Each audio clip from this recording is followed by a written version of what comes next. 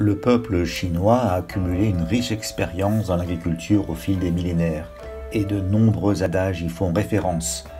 Dans cet épisode des classiques chinois au goût du jour, nous vous présentons ainsi une formule vieille de plus de 2000 ans. Zhang zhu nong gong, zhi ye si zhi.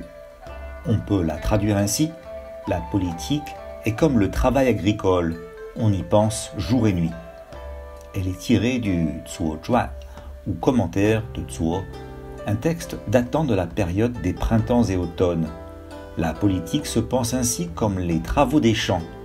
Après les semailles, il faut s'atteler laborieusement à la tâche, de jour comme de nuit.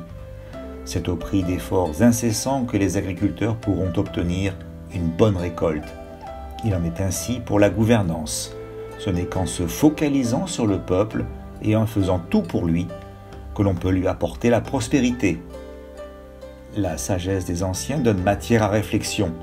Le président Xi Jinping a également cité cette phrase, affirmant qu'il était nécessaire de se livrer à l'étude et à la réflexion, et tout comme le labour soigné et la culture intensive dans l'agriculture, il faut gouverner afin de parvenir à des réalisations dignes de l'époque, de la société et du peuple. Xi Jinping exprimait ainsi non seulement sa compréhension profonde du lien qui prévaut entre la politique et l'agriculture, mais aussi l'importance qu'il accorde à la triple ruralité, à savoir les questions concernant l'agriculture, les régions rurales et les paysans. Une agriculture solide est à la fois la source de la stabilité et un impératif de gouvernance.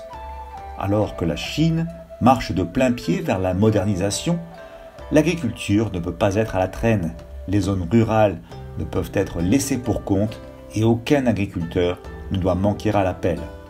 Le Parti communiste chinois fait de la triple ruralité la priorité absolue et y pense jour et nuit.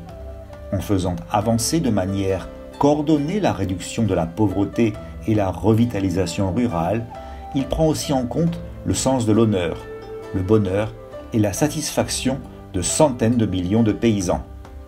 En 2018, la Chine a fait de l'équinoxe d'automne dans le calendrier lunaire la fête des récoltes.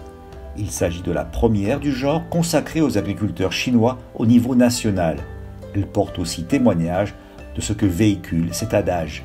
Ainsi, ce 22 septembre, des centaines de millions de paysans célèbrent de nouveau cette fête en organisant concours, spectacles et activités folkloriques.